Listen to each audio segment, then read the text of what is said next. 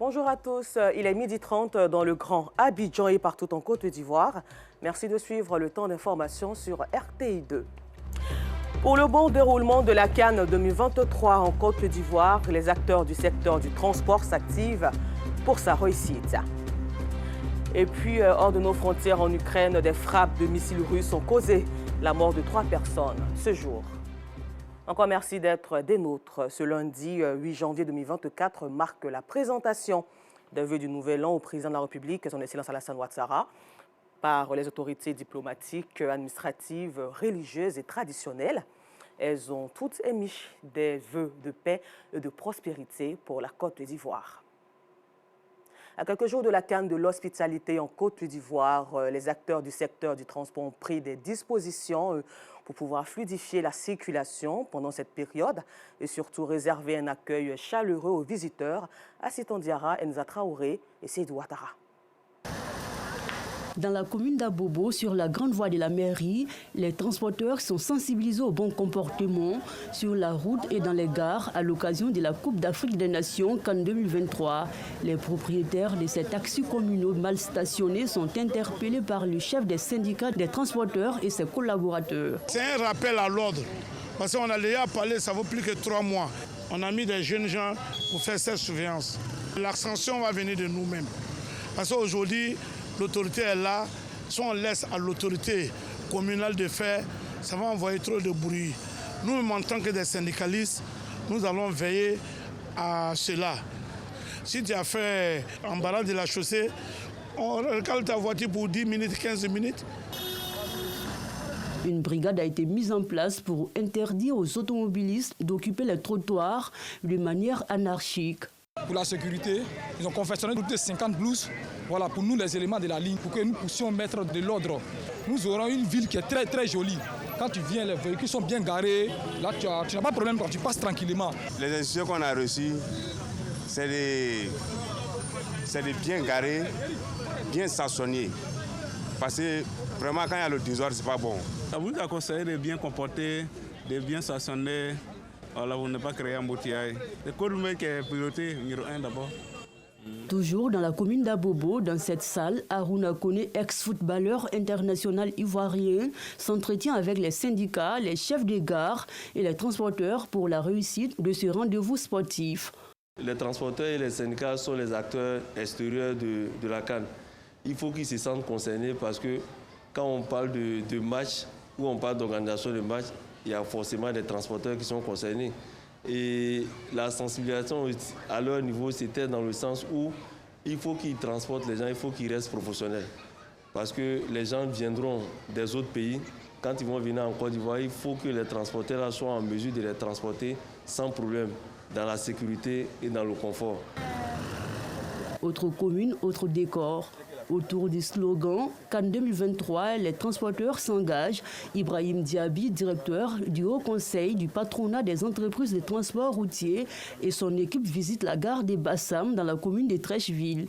Ils invitent les chauffeurs de minicars à la non-consommation des stupéfiants. Nous avons lancé des campagnes de sensibilisation en faveur de nos conducteurs routiers, de nos chefs d'entreprise, de nos transporteurs, pour que premièrement les véhicules soient bien entretenus mécaniquement et électroniquement. Pour que deuxièmement, nos équipages, composés des apprentis chauffeurs, des chauffeurs, puissent avoir des attitudes qui rassurent les populations qui voyagent. À l'endroit de ces conducteurs, nous avons demandé de faire en sorte que ces étrangers ou ces populations qui seront transportées soient satisfaits à la descente des véhicules, pour qu'au retour de chaque population dans son lieu de résidence, les gens puissent avoir un bon commentaire sur la Côte d'Ivoire par rapport aux services de transport de ce pays-là.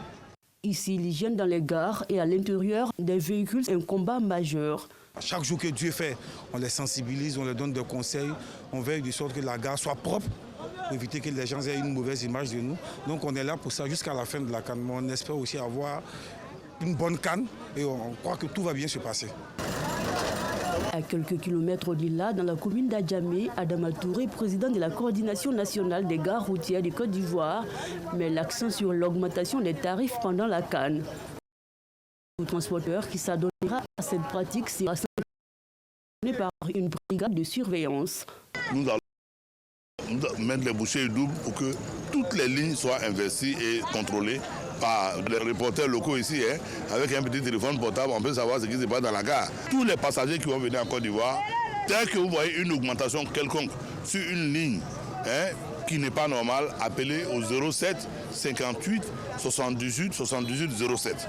Avec le numéro d'immatriculation du véhicule, où vous avez pris ce véhicule, automatiquement nous on sait quel chauffeur conduisait. On peut toujours arraisonner ce véhicule-là et faire descendre le chauffeur, mettre un autre chauffeur.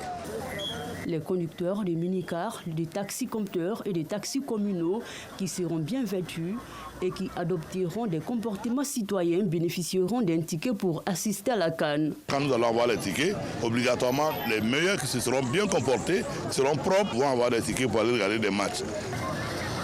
Non loin de là, dans la commune de Yopougon, Sidiki Konaté, président du syndicat des chauffeurs professionnels de Côte d'Ivoire, vérifie chaque véhicule pour interpeller passagers et chauffeurs sur le port de la ceinture de sécurité. Selon lui, dans les 5 villes qui abriteront les matchs, à savoir Abidjan, Yamoussoukro, Bouaké, Korogo et San Pedro, des mesures ont été prises pour fluidifier la circulation. Nous faisons la sensibilisation pour que les chauffeurs prennent la ceinture de sécurité. On a des amis et les collaborateurs, nous sommes partout en Côte d'Ivoire en tant que les vrais travailleurs. Même aujourd'hui, il y avait un grand séminaire à Korogo. On a des amis aussi à San Pedro qui sont en train de sensibiliser. On a des amis qui sont déjà dans les 13 communes d'Abidjan, qui sont en train de faire passer l'information. Le président de la République de Côte d'Ivoire a déjà fait sa partition. Il est en train de faire pour nous les transporteurs. C'est à nous maintenant de faire notre grand sacrifice pour aider la population à cause de la sécurité routière.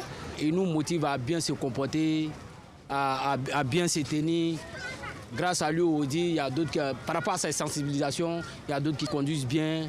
Vraiment, la sécurité, il n'y a pas de problème. Vous-même, vous voyez aujourd'hui, voilà, avec les dispositions prises, aujourd'hui, on circule librement. On est prêt à accueillir tous ceux qui viendront en Côte d'Ivoire pour que ça soit la meilleure CAN. Le président nous a dit qu'on va se comporter bien sur la route. On n'a qu'à respecter les mesures du ministre du Transport. Que pense la population des dispositions prises par les différents syndicats? Je pense que nous aurons des comportements de citoyens parce que la CAN, c'est une belle fête d'abord pour tout le monde, pour les Ivoiriens. Donc la réussite, ça sera pour tous. Donc je pense que tout le monde va travailler d'arrache-pied pour que ça soit une belle fête. J'ai confiance aux transporteurs parce que tout le monde va jouer un rôle primordial dans cet événement. On doit être ensemble pour essayer de les parler. Alcool sur le volant, assez de vitesse, c'est pas normal. Même si c'est pas à période de la CAN, chaque jour, ils doivent essayer de respecter les codes de la route. On ne peut pas attendre pour dire que parce que c'est la CAN, il aura bien roulé comme ça. Il y aura changé de comportement pour toujours. Je pense qu'avec les différentes sensibilisations, ça peut marcher parce que tout part d'un jour. Ce que je tiens à leur dire, c'est de respecter en fait les mesures et les différentes mesures pour le bon déroulement de la CAN. La 34e édition de la grande messe du football africain, la CAN 2023, se déroulera du 13 janvier au 11 février en terre ivoirienne. À l'instar du gouvernement, les acteurs du transport entendent fortement contribuer à la réussite de cet événement phare qui verra la participation de 24 pays du continent. Et toujours pour le bon déroulement de cette même compétition, la commune du Plateau fait peau neuve. Constatons-les ensemble. Nous avons mis de côté nos rancœurs. Nous avons compris que nous sommes tous fils de ce pays et non des ennemis. Ils sont tous habillés en t-shirt orange et blanc. C'est la commune du Plateau que le slammer, le Kakidja, a choisi pour tourner son clip pour un hommage et un soutien aux éléphants de Côte d'Ivoire. Pour lui, à quelques jours de la CAN 2023, le choix de cette place est important. Nous avons choisi le stade Félix Houphouët-Boigny parce que M. Félix Houphouët-Boigny est le premier président de la République de Côte d'Ivoire et c'est une icône de la Côte d'Ivoire. Donc c'est la raison pour laquelle nous sommes là, voilà, pour non seulement valoriser notre pays, mais également le stade que le président a renouvelé. Nous avons remarqué que plusieurs personnes ont laissé, je vais dire, les débats politiques pour enfin se concentrer sur un seul objectif qui n'est autre que la réussite de cette compétition-là. Et moi, je m'appuie sur cette image-là pour inviter les Ivoiriens à rester unis, à rester dans la paix parce que c'est ce que notre pays a besoin en fait pour le développement. À quelques pas de cette équipe, Kadio, lui, est à pied d'œuvre pour les derniers réglages au stade Félix Houphouët-Boigny. C'est un honneur pour nous, en tant qu'Ivoiriens, de participer à l'embellissement du stade Félix Houphouët-Boigny et de permettre à ce que tous ceux qui viendront puissent trouver un stade beau, merveilleux, pour la bonne pratique du sport, du football que nous aimons tant. Le stade Félix Houphouët-Boigny et plusieurs endroits aux alentours sont aux couleurs de la canne de l'hospitalité. Parmi ces lieux, le 5e pont Alassane Ouattara et la place de la République. Cette merveille est le résultat de plusieurs heures de travail.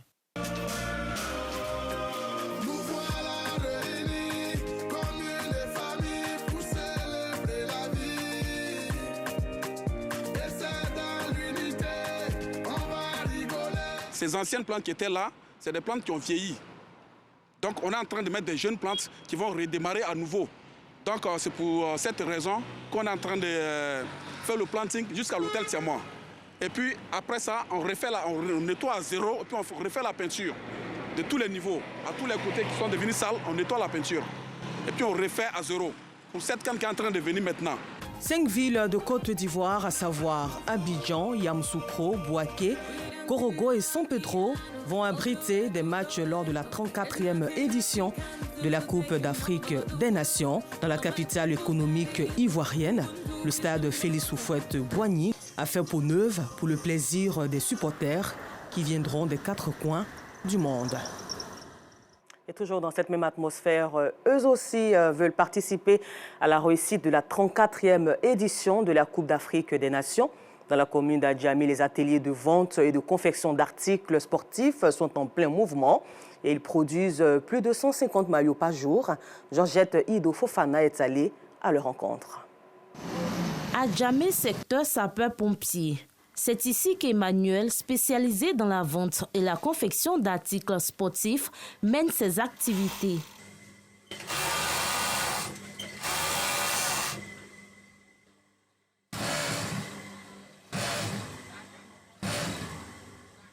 Ce matin, il confectionne des accessoires pour la CAN, Coupe d'Afrique des Nations 2023. Entre autres, t-shirts, maillots, drapeaux, chapeaux et porte-clés. Quand on vient matin, il n'y a pas de temps passé. Souvent aussi, on dit qu'on a qu'à envoyer les designs, tout ça. Là. On vient pour passer le vent, tout ça. Dès qu'il y a football, ça sort. On voit que ça marche. Les gens aiment le ballon et puis les gens aiment Côte d'Ivoire aussi. Selon Emmanuel, la demande est supérieure à l'offre en cette période. Il est donc aidé dans ses tâches par son frère aîné. On peut converser au moins 150 drapeaux par jour. Et puis les chapeaux aussi, là, on peut faire au moins 200 chapeaux par jour. C'est comme ça qu'on fait pour faire sortir, pour faire la douzaine. Là. On ne travaille pas le dimanche. C'est à cause de quand on a venu pour travailler. Parce que comment les trous, il y a beaucoup de choses à faire.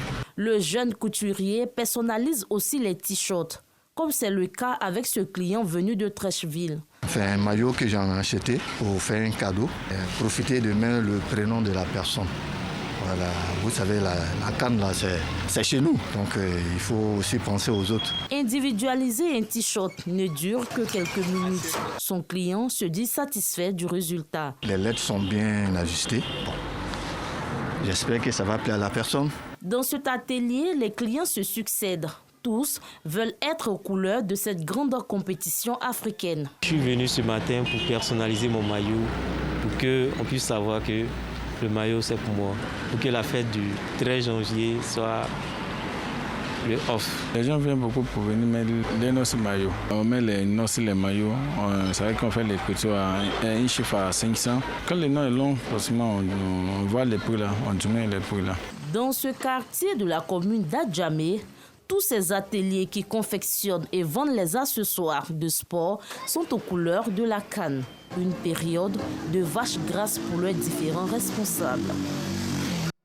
Terminons ce temps d'information hors de chez nous en Ukraine. Selon les autorités de ce pays, au moins 3 personnes ont été tuées dans de nouvelles frappes nocturnes russes. Ce lundi 8 janvier 2024, malgré cela, Moscou dit vouloir intensifier ses attaques contre son voisin. Encore merci à vous de nous avoir suivis. Sachez que nous sommes à jour J, -5 de la CAN de l'hospitalité en Côte d'Ivoire. Vive donc cette compétition et bonne suite de programme sur RTI2.